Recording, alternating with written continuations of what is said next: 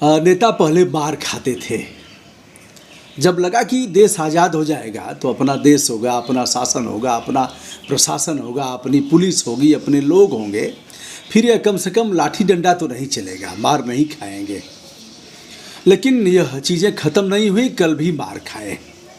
जी हाँ, हम बात कर रहे हैं हाथरस की राष्ट्रीय लोकदल के जयंत चौधरी साहब हैं। अजीत चौधरी के लड़के हैं, सांसद रहे हैं, इस समय अपने दल में उपाध्यक्ष हैं। लाव लश्कर के साथ गए तो पुलिस ने लाठी भांजा, लाठी से पीटा, कार्यकर्ताओं ने घेर लिया और अपने नेता को मार खाने नहीं दिया। उन्होंने कहा कि जितना लाठी पड़ेगी उतना ही हम लोग मजबूत होंगे। लोकतंत्र में लाठी खाना ही इनके हिस्से में है। दोस्तों, बताते चलें, समाजवादी पार्टी के लोग भी लाठी खाए। उसके बाद जब पुलिस ने लठियाना शुरू किया तो भाग करके गए एक ऐसे स्थान पर जहां एक सभा हो रही थी। जब वहां गए तो लगा कि यह लोग हमारा साथ देंगे, उन लोगों ने भी साथ नहीं दिया। सभा करने वाले लोगों ने भी ईंट पत्थर फेंके कि यहाँ तुम्हारे लिए जगह नहीं थी। आखिर वे थे कौन? इन्हें तो लगा कि हमारे ही भाई बिरादरी के लोग हैं। भाई बिरादरी से अभिप्राय नेता हैं, राजनीतिक दल के होंगे, और हम जैसे धरना प्रदर्शन कर रहे हैं, पीड़ित परिवार के पक्ष में आए हैं, सांत्वना व्यक्त करने, उनको न्याय दिलाने के लिए, ऐसे ही यह लोग होंगे। लेकिन बात ठीक उल्टी थी। वह लोग थे आरोपियों के पक्ष में मीटिंग करने वाले लोग। वह थे करणी सेना और इसी तरह की मानसिकता के लोग थे जो आरोपियों के पक्ष में थे और यह कह रहे थे कि इस तरह की घटना नहीं हुई है, दुष्कर्म नहीं हुआ है, फंसाया जा रहा है, और खुल करके आ गए थे। जब सपा और राष्ट्रीय लोकदल के कार्यकर्ता उधर गए तो उधर भी मार खाए, इधर भी मार खाए, त्रिशंकु की भांति। तो दोस्तों, हम इस विषय पर बात करते हैं। बलरामपुर की घटना जो हुई है, दुष्कर्म के बाद जो पीड़िता की हत्या कर दी गई, जान ले लिया गया, उस पर भी हम बात करेंगे। ADG law and order Prashant Kumar और अपर मुख्य सचिव अवनीश कुमार अवस्थी वहां गए और जाकर के पीड़ित परिवार के साथ बात किया। वहां के आरक्षी अधीक्षक और पुलिस और जिलाधिकारी के साथ गुफ्तगू किया बंद कमरे में। क्या बात हुई है नहीं पता, और यह भी नहीं पता लगा कि इस पीड़ित परिवार को क्या मिलेगा। अब अलग अलग है। हमने पहले भी बताया था कि एक कहावत अच्छी नहीं है, लेकिन फिर दोहरा देना समीचीन समझता हूँ। अंधा बांटे रेवड़ी, चीन चीन के दे। जातीय आधार पर किस जात का कौन है तो कितना मिलना चाहिए, किस प्रकार की हैवानियत की गई है, किस प्रकार की हत्या की गई है, उस पर देना है। किस तरह से मीडिया ने उठाया है, किस तरह से राजनीतिक उबाल है, उस पर देना है। यह भी देखना है कि इसके देने के आधार पर हमारे वोट बैंक कितने सशक्त होंगे। हत्याएं रोकना राज्य का दायित्व है। जान माल की सुरक्षा करना राज्य का गुरुतर दायित्व है, वैधानिक दायित्व है।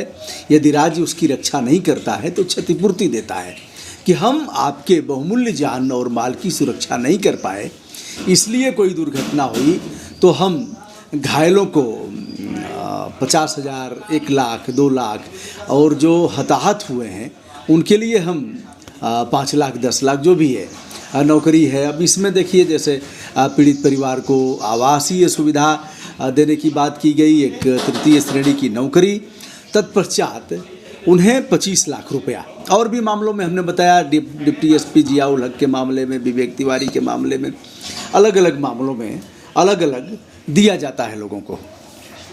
अब बलरामपुर की घटना में भी कितना दिया जाता है यह कहना काफ़ी मुश्किल है। पीड़ित परिवार, जो हाथरस की घटना है, इतना मीडिया वालों ने पूछा, इतना जन दबाव था। वो लोग नेता तो है नहीं कि दिन भर बैठ करके डिबेट करेंगे। एक तो बेटी मरी, और बेटी की सामान्य मौत नहीं थी कि ये लोग किसी तरह से उसको भूल जाएं, दवा इलाज कर लिया, चलो संतोष हो गया, ऐसा था नहीं। अंतिम बार मुंह भी नहीं देखने दिया गया, दाह संस्कार में भी शामिल नहीं होने दिया गया। तो पीड़ित परिवार तो जिस तरह से भीतर तक अंतःकरण से वह पीड़ा में है, उसकी व्यथा शब्दों में उसे बयां नहीं किया जा सकता। अब आइए बताते हैं लगातार मीडिया का दबाव, राजनीतिक दलों का दबाव, ऐसे में वह बुरी तरह से टूट के जब SIT पूछ रही थी उस समय उनकी हालत बिगड़ने लगी और फिर उन्हें चिकित्सीय सुविधाएं प्राप्त कराई गई, ऐसा बताया जाता है। इधर श्री आदित्यनाथ योगी जी ने कहा जिनको विकास नहीं सूझ रहा है, जो देख नहीं पा रहे हैं, वह इस तरह का ऊल जुलूल अनर्गल प्रलाप कर रहे हैं और ऐसी घटनाओं को अंजाम देने में उनकी बड़ी भूमिका है।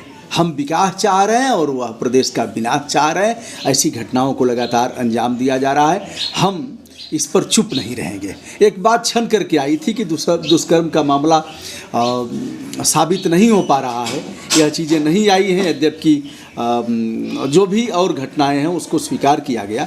मेडिकल लीगल क्या कहता है, इसके संकेत क्या हैं, इस पर हम आपको बताएंगे।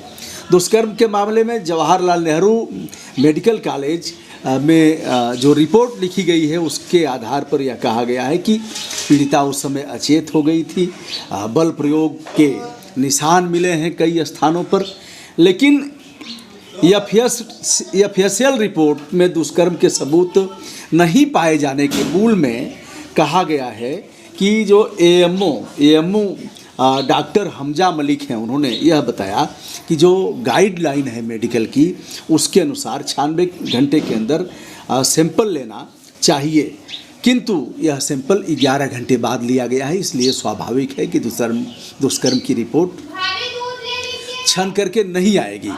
अब ऐसी परिस्थितियों में आज का जो हमारा वीडियो था वह इस आशय से प्रेरित था कि ऐसे दुष्कर्म की घटनाएं जो लगातार हो रही हैं, जो जातीय आधार पर विषाक्त वातावरण पैदा हो रहा है, ये अभी काफ़ी दुखद है, दुर्भाग्यपूर्ण है। CBI जांच की संस्तुति किया गया है।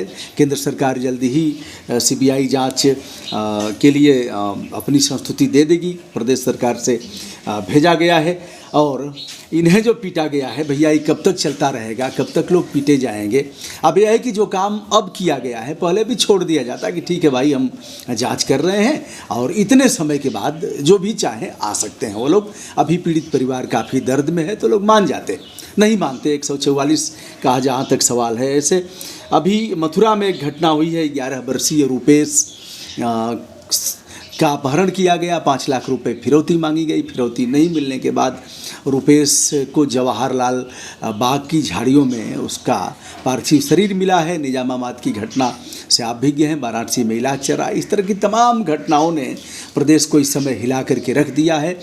इस समय सत्ता को भी चाहिए कि वह सही बात स्वीकार करे, विपक्ष को भी चाहिए कि वह इसके साथ, ऐसी घटनाओं के साथ राजनीति नहीं करना चाहिए, लेकिन सत्ता को भी ऐसा चाहिए कि दुख दर्द लोग बांटना चाहते हैं तो उसमें अवरोध पैदा न करें, लोगों को आने जाने के लिए और बात करने के लिए पीड़ित परिवार के यहाँ जा कर के लोग सहयोग ही करेंगे।